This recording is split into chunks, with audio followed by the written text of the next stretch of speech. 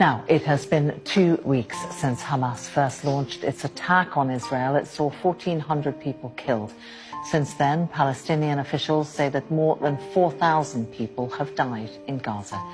Reporting on the war has been personal for Palestinian journalist and human rights advocate Yara Eid, who joins me now. Yara, thank you for joining us here on Sky News. I understand that recent events have caused you personally a great deal of grief and pain. Well, I lost more than 30 members of my immediate family, and they were civilians. They were not part of any militant group. Most of them were children. 17 of them are children. Not only that, but my best friend is a journalist, was a journalist, and Israel killed him in cold blood on the 7th of October while he was covering the area's border. And he was wearing a press vest. He was wearing his helmet.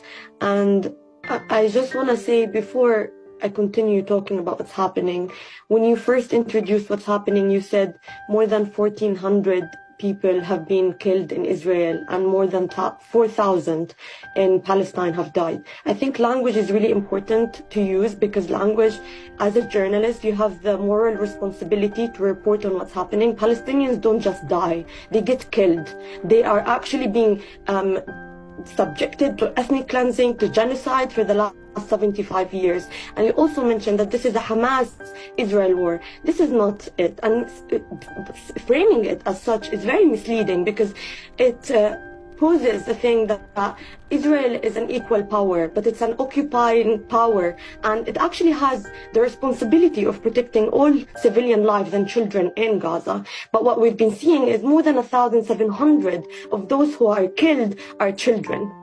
So this is not really a war against Hamas. This is clearly, so many Israeli spokesperson went on TV and said this is a war against Palestinian civilians in Gaza.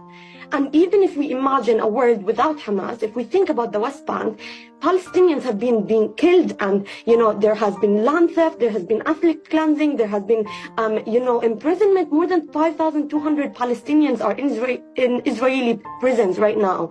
And 170 of them are children. So this is not just to water down what's happening to the 7th of October. This is a 75-year-old occupation, ethnic cleansing and genocide of Palestinians. And you need, as a journalist, to report on what's happening and say it as it is. When Hamas launched the attack on Israel, as a Palestinian, what did you expect would happen next?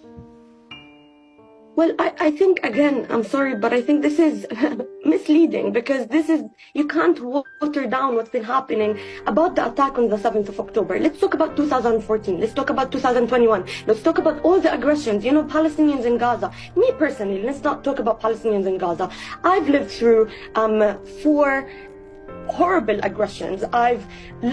That's actually why I left Gaza in the first place. I saw people getting cut into pieces in front of my eyes when I was 14 years old.